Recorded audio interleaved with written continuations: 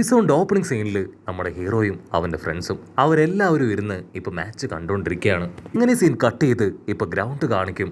Team എയുടെ 5ാമത്തെ മത്സരം അത് നടക്കുകയാണ്.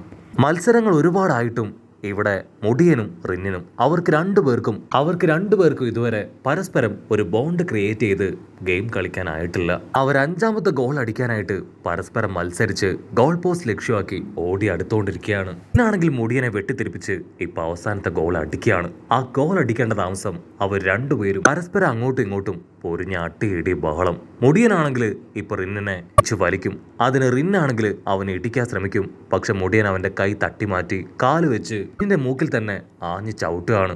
ചോര തുളുമ്പി റിന്നങ്ങനെ തെറിച്ചാട്ടിച്ചു വീഴും. അവരാണെങ്കിൽ വീണ്ടും ഫൈറ്റ് ചെയ്യുന്നതിന് മുൻപ് തന്നെ ഈഗോ അവരുടെ ഷൂസിൽ കണക്ട് ചെയ്തിരുന്ന ഒരു പ്രത്യേക വൈബ്രേറ്റർ അത് യൂസ് ചെയ്ത് രണ്ടുപേരുടെയും ബോഡിയിലേക്ക് ഈ രീതിയിൽ ഷോക്ക് വേവ്സ് ഉപയോഗിച്ച് അവർ രണ്ടുപേരെയും ദൂരേക്ക് മാറ്റുകയാണ്. ഈഗോയ്ക്കാണെങ്കിൽ ഭയങ്കര വിഷമം. കാരണം അവൻ ഒരിക്കലും പ്രതീക്ഷിച്ചില്ല അത് യൂസ് ചെയ്യേണ്ടി വരുമെന്ന്. ഈഗോ ഇപ്പോ അടുത്ത മാച്ചിന് വേണ്ടിയുള്ള ലൈനപ്പ് അത് സെറ്റപ്പ് ചെയ്യാണ്. ഉടനെ അവന്റെ അസിസ്റ്റന്റ് വന്ന് ലൈനപ്പ് റെഡിയായോ എന്ന് അവനോട് ചോദിക്കും. ഈഗോയ്ക്ക് മനസ്സിലാവും ഇവരെ തന്നെ വീണ്ടും ഗെയിം കളിപ്പിച്ചിട്ടുണ്ടെങ്കിൽ അത് വലിയ അബദ്ധമാവും. സോ കുറച്ച് ആൾക്കാരെ എനിക്ക് എലിമിനേറ്റ് ചെയ്യാനുണ്ടെന്ന് അവളോട് പറഞ്ഞ് ആളാണെങ്കിൽ അത് ആരൊക്കെയാണെന്ന് സെലക്ട് ചെയ്യും. അപ്പൊ കറക്റ്റ് സമയത്ത് ജപ്പാൻ ഫുട്ബോൾ യൂണിയൻ പ്രസിഡന്റ് കരാസിറ്റ ഇപ്പൊ അവനെ കോണ്ടാക്ട് ചെയ്യുകയാണ്. ആൾ ഈഗോയെ കോണ്ടാക്ട് ചെയ്തത് സായിയുടെ ആവശ്യം അത് ഈഗോയെ അറിയിക്കാൻ വേണ്ടിയായിരുന്നു. മറ്റൊരു ഭാഗത്ത് എല്ലാവരും ഇപ്പോൾ ഒരു പ്രത്യേക സ്ഥലത്ത് ഒത്തുകൂടിയിരിക്കുകയാണ്. ഹീറോയുടെ മനസ്സിൽ ഒരുപാട് ചിന്തകൾ അങ്ങനെ കടന്നു പോകും.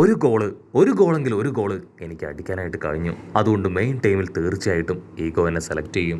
എന്റെ കഴിവിലും ഗോളിലും നല്ല വിശ്വാസം ഉണ്ടെന്ന് പറഞ്ഞ് അവൻ അങ്ങനെ നിൽക്കുകയാണ്. അടുത്ത നിമിഷം ഈഗോ അവൻ ഡോർ തുറന്ന് സ്ട്രെയിറ്റ് ആയിട്ട് അവരുടെ മുൻപിലേക്ക് വരികയാണ്. അവൻ പറയും എന്റെ മുൻപിൽ ഗോൾസിന് മാത്രമേ പ്രസക്തിയുള്ളൂ. ഇതിനും കഴിവിനും അപ്പുറത്തായിട്ട് റിസൾട്ടാണ് ഞാൻ മെയിൻലി ഫോക്കസ് ചെയ്യുക. സോ എല്ലാവരുടെയും ഗോൾ കപ്പാസിറ്റി അത് ഞാൻ കാൽക്കുലേറ്റ് ചെയ്ത് ആ 11 പേരെ സെലക്ട് ചെയ്ത് കഴിഞ്ഞു. 11 പേരുള്ള ടീമിൽ ഫസ്റ്റ് പേഴ്സണായിട്ട് സെലക്ട് ചെയ്തിരിക്കുന്നത് റിന്നിനെയാണ്. നമ്മുടെ എല്ലാ പ്ലെയേഴ്സിലും വെച്ച് ഏറ്റവും കൂടുതൽ ഗോൾ ആവറേജ് ഉള്ളവനാണ് റിൻ.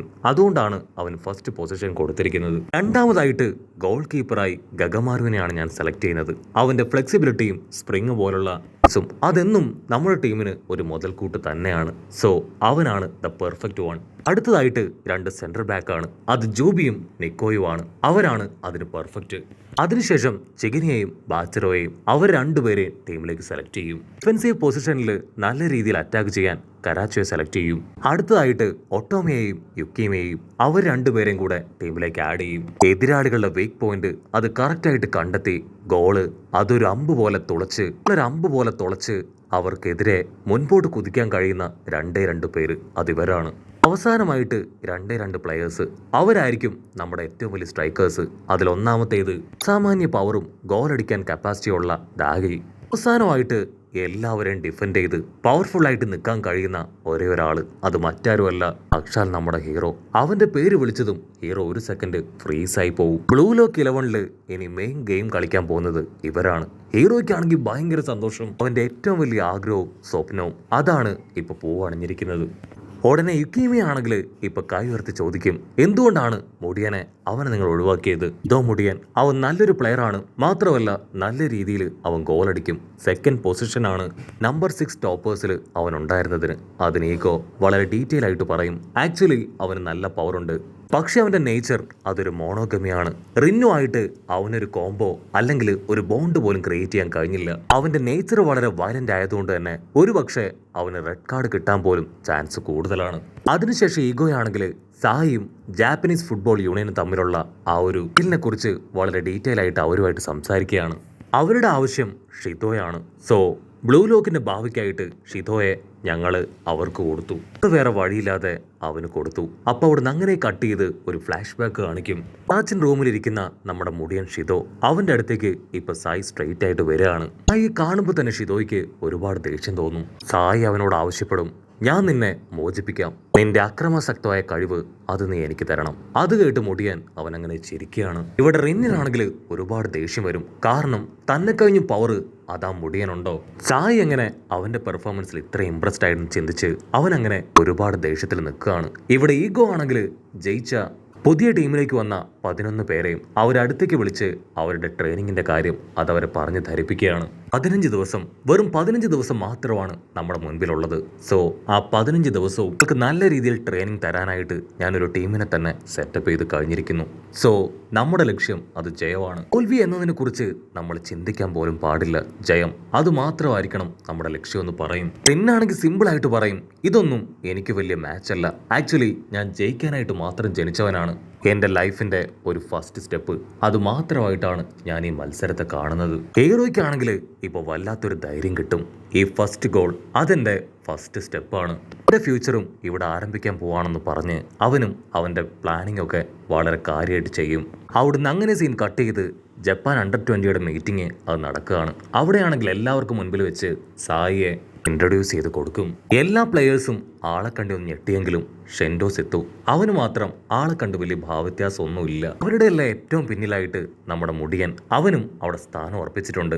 സായി ആണെങ്കിൽ എല്ലാവരോടുമായിട്ട് പറയും, സത്യത്തിൽ നിങ്ങളിൽ ആരിലും എനിക്ക് വലിയ പ്രതീക്ഷയൊന്നുമില്ല, പക്ഷേ നിങ്ങളെ കൊണ്ട് കഴിയുന്ന പോലെ കളിക്കുക. അത് കേട്ട് കലി കയറിയ ഷെൻതോ അവൻ ദേഷ്യപ്പെട്ടു പറയും, നിനക്കത്ര ധൈര്യം ഉണ്ടെങ്കിൽ ഞങ്ങൾ ഇൻസൾട്ട് ചെയ്യും. നീ അക്കാദമിയിൽ നമ്പർ 1 ആയിരിക്കും, പക്ഷേ ഫുട്ബോളിൽ നിനക്ക് ഞങ്ങളൊന്നും ചെയ്യാൻ കഴിയില്ല, ഞങ്ങളെ ബീറ്റ് ചെയ്യാൻ നിന്നെ കൊണ്ടാവില്ല. അതിന് സായി ആണെങ്കിൽ സിമ്പിൾ ആയിട്ട് പറയും, നിങ്ങളുടെ എല്ലാവരുടെയും ലക്ഷ്യം ജപ്പാൻ നാഷണൽ ടെസ്റ്റിൽ അതിലെങ്ങനെയെങ്കിലും ജയിച്ച് നിങ്ങളുടെ ലൈഫ് സെറ്റിലാക്കുക എന്നതാണ്. പക്ഷേ എൻ്റെ ചിന്ത, എൻ്റെ ലക്ഷ്യം അത് ഡിഫറെൻ്റ് ആണ്. എൻ്റെ ആഗ്രഹം വലിയൊരു സ്ട്രൈക്കറായി മാറണമെന്നാണ്.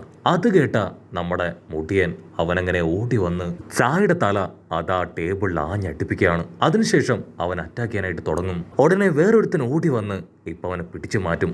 നീ ഇവിടെ പുതിയതാണ്, ഇവിടെ പരസ്പരം ഫൈറ്റ് ചെയ്യാനല്ല, മറിച്ച് ട്രെയിനിങ് എടുത്ത് നല്ല രീതിയിൽ കളിക്കാനാണ് നമ്മളെല്ലാവരും വന്നിരിക്കുന്നത്. സായിക്കാണെങ്കിൽ ഒരു വാണിംഗ് കൊടുക്കും, നിന്റെ വാക്കുകളൊക്കെ പവർഫുള്ളാണ്, പക്ഷെ ഇവിടെ ആവശ്യം വാക്കുകളല്ല വൃത്തിയാണ്. നിനക്ക് നല്ല സ്കില്ലുണ്ടെങ്കിൽ നീ ആദ്യം അത് കളിച്ചു കാണിക്ക്, അതിനുശേഷം മാത്രം നീ ഇത്തരത്തിൽ സംസാരിക്കുക. ഇവന്റെ പേര് അത് ഐക്യു എന്നാണ്. അവനാണെങ്കിൽ ഇപ്പൊ സായിയെ വെല്ലുവിളിക്കും. അതേസമയം ഹീറോയിൻ ടീമും അവർ ഒരുപാട് നേരം പ്രാക്ടീസ് ഒക്കെ ചെയ്ത് ഓപ്പോസിറ്റ് ടീമിലുള്ള ആ ഐക്യുവിനെ കുറിച്ച് സംസാരിക്കുകയാണ്. അവന് ഭയങ്കര പവറാണ്, അവന് നല്ല ഹൈറ്റും അതനുസരിച്ചുള്ള ഫിറ്റ് ബോഡിയുമാണ്, വളരെ ഫ്ലെക്സിബിൾ ആണ് അവൻ. പാച്ചറോടെയും ചിഗിരിയുടെയും പ്രധാന സംസാര വിഷയം അവനെ കുറിച്ചാണ്. ആക്ച്വലി അവര് ഭയങ്കര പവർഫുൾ ആണ്. അവിടുന്ന് അങ്ങനെ ബ്ലാക്ക് ഔട്ട് ചെയ്ത ബ്രേക്ക് ടൈമിൽ ഇസുക്കയാണെങ്കിൽ ഇപ്പൊ അങ്ങനെ നടന്നു പോവാണ്. അവന്റെ എബിലിറ്റി അങ്ങനെ കുറെ കൂടെ എൻഹാൻസ് ചെയ്ത് അവന്റെ പവറും കളിക്കാനുള്ള എബിലിറ്റിയും കൂട്ടാം എന്നാണ് അവന്റെ ഇപ്പോഴത്തെ പ്രധാന ചിന്ത. അങ്ങനെ കാര്യമായിട്ട് ചിന്തിച്ച് നടന്നു പോകുമ്പോഴായിരിക്കും വർക്കൗട്ട് ചെയ്യുന്ന റിന്നിനെ ഹീറോ കാണുക. ഹീറോ അവനോട്, അയ്യോ വേണ്ട വേണ്ട, ഇത് ബ്രേക്ക് ടൈമാണ്, നീ അല്പനേരമെങ്കിലും റെസ്റ്റ് എടുക്ക്. അത് കേട്ട് റിന്ന് അവൻ ഫുൾ കലിപ്പില് ഇപ്പൊ ഹീറോയെ അവിടുന്ന് ഗെറ്റ് ഔട്ട് അടിക്കും. പക്ഷെ ഹീറോയ്ക്ക് അറിയാം ഇവൻ എന്തെങ്കിലും സംഭവിച്ചാൽ അത് തീർച്ചയായിട്ടും ഇവരുടെ ടോട്ടൽ ടീമിനെ ബാധിക്കുമെന്ന്. അതുകൊണ്ട് ആ കാര്യം പറഞ്ഞ് മനസ്സിലാക്കി എങ്ങനെയെങ്കിലും അവൻ വർക്കൗട്ട് ചെയ്യുന്നത് സ്റ്റോപ്പ് ചെയ്യിപ്പിക്കുകയാണ്. അതിനുശേഷം അവന് കുടിക്കാനായിട്ട് അല്പം വെള്ളം കൊടുക്കും. അവിടുന്ന് അങ്ങനെ സീൻ കട്ട് ചെയ്ത് ഈഗോ ആണെങ്കിൽ മത്സരാർത്ഥികളെ എല്ലാം വിളിച്ചു വരുത്തി അവരോട് പറയും, നിങ്ങളുടെ കായികമായിട്ടുള്ള ട്രെയിനിങ് അത് അവസാനിച്ചു, ഇനി മെന്റൽ ട്രെയിനിങ് ആണ് നിങ്ങൾക്ക് തരാൻ പോകുന്നത്. നല്ലൊരു സ്ട്രൈക്കറായിട്ട് ഗെയിം കളിക്കണമെങ്കിൽ ആദ്യം വേണ്ട ക്വാളിറ്റി അത് ഫ്ലോ ആണ്. ഫ്ലോ ഒരു കാരണവശാലും കൂടാനും കുറയാനും പാടില്ല. അത് നമുക്ക് മാത്രം പ്ലഷർ തരുന്ന ഒന്നായിരിക്കണം. അതാണ് ഈഗോ. അതുള്ളവർക്ക് മാത്രമേ ഈ ഗെയിമിലും എവിടെയും പിടിച്ചു നിൽക്കാൻ സാധിക്കൂ. അങ്ങനെ നമ്മുടെ ഈഗോ അവൻ ഓരോരോ കാര്യങ്ങൾ പറഞ്ഞു കൊടുത്ത് അവരെ എല്ലാവരെയും ഫൈനൽ മാച്ചിൽ തയ്യാറാക്കുന്നതോട് കൂടെ ഈ ഒരു എപ്പിസോഡും അവസാനിക്കുന്നു.